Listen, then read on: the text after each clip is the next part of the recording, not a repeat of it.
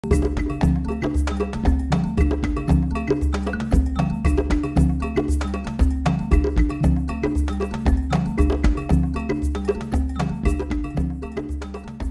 folks, welcome to this gorgeous Saturday. So I'm out here checking up on these tree bees again. You may remember the last video, but let me show you.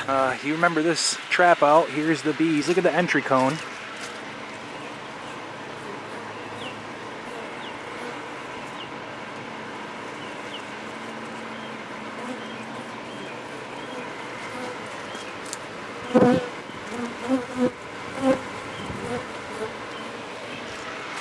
So that cone looks very promising, but the problem is, look where they're going in. There's my plastic bag that I kind of had stuffed in the hole.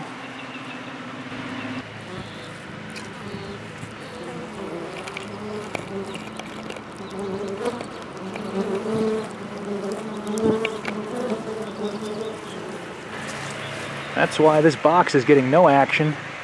I'm going to take this box down. I have some more old comb I'm going to put inside of it. The bees should all go right to the comb. I might actually, instead of putting the box here and strapping it, I might actually put it between these two things here, because the bees are used to going in to this hole. So maybe if I put the nuke box right above it, that'll be a better position. So let me monkey with that and we'll be back. Okay folks, so I got the nuke box down off the tree. You'll see over here, I got some old comb here. There's some honey frames that I froze, but they were already beetled up. You know, they had some hive beetles in there. It was infested, so instead of extracting those frames, obviously, I just froze them. So I got them thawed out, and I use them specifically for these types of situations. So I'm going to load up this box with 5 frames of old comb.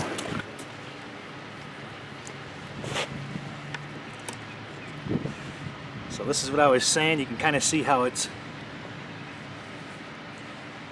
you know, it's a little bit gummed up. You know, same with this one. It's a wet frame.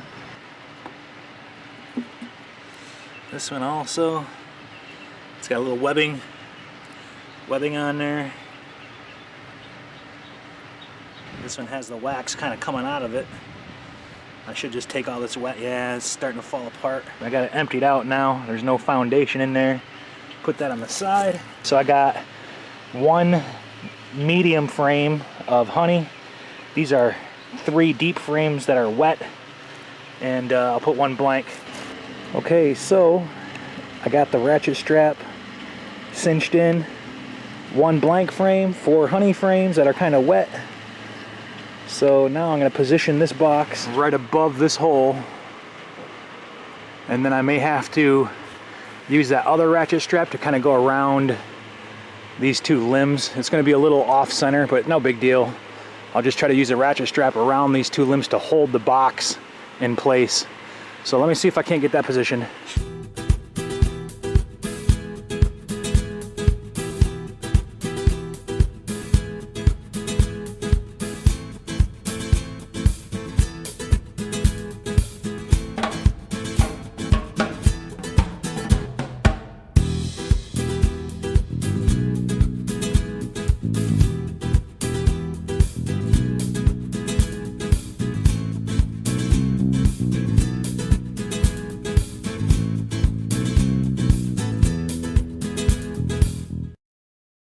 Okay, so that didn't go too bad. We got it nice in position there, so if it gets windy, it's not gonna fall.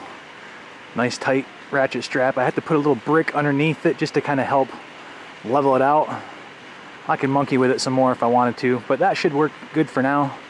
So the next step is I gotta block off their entrance, going in and out, foraging like banshees.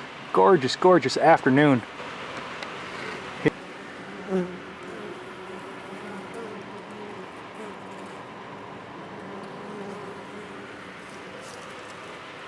Silly bees. Okay, so step 1 is I added another plastic bag. Plastic bags I am finding to be the most convenient, easiest thing to use when either blocking off the front of a hive or when pretty much trying to close off an entrance, basically. So that's going to prevent them from going out, but they're going to chew through that, so I can't leave just the plastic bag in place. I don't know what this stuff is. I ordered a package from Amazon. They were bottles, the swing top bottles, and these were, I think these were kind of used to keep the bottles from breaking. So I saved these little sheets. They're not that big, but I'm going to fold it a couple times, and then I'm going to staple it right over that spot. So that's what I'll do next. Okay, and this is my grand masterpiece here. You'll see what I did is I took some of that old comb from that one frame that was falling out, and I just kind of pressed it against the tree there. The bees will clean all that out. I got a little piece there. I got some over the entrance. I also made like a little branch and bark entrance reducer, so I tried to reduce that entrance as small as I could. I got some more comb pieces laying up on the top up there.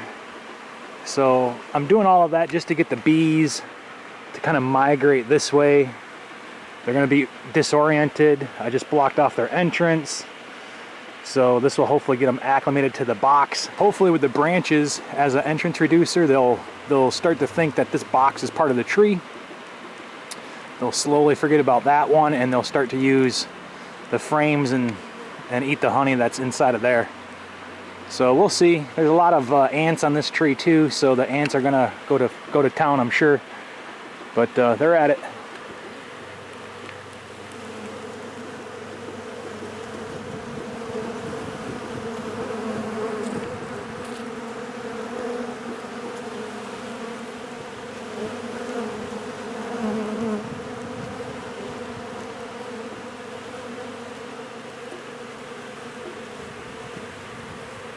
Lots and lots and lots of bees. I am keeping an eye on the cone. I don't see them going in the cone.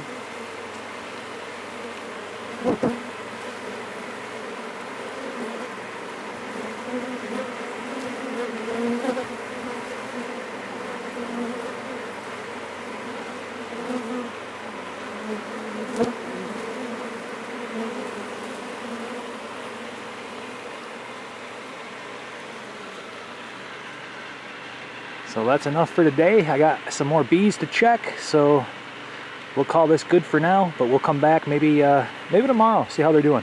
Again, being very observant. Remember my last video, they were going up in here. So far so good. It doesn't look like they're using any of these for an entrance, so that seemed to work well to deter them. I believe this is a Chinese tallow tree. It's hard to tell because there's two trees kind of planted real close together. So it might be an oak and a Chinese tallow right next to it. And my fear with this trap out with these bees, you can see all the different knots. You see, we got a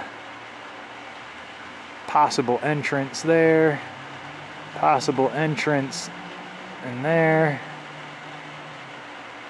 There's all kinds of nooks and crannies. Possible entrance right there.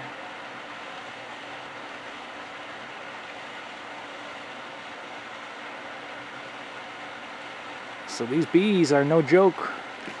They're determined, and these aren't easy removals. Again, the only other way to do it, I'd love to, would be to cut this down here, cut it off up there, and put the whole thing in the back of my truck and just take it to one of my bee yards, but that's easier said than done. That's a big diameter tree, so we'll just see how this goes.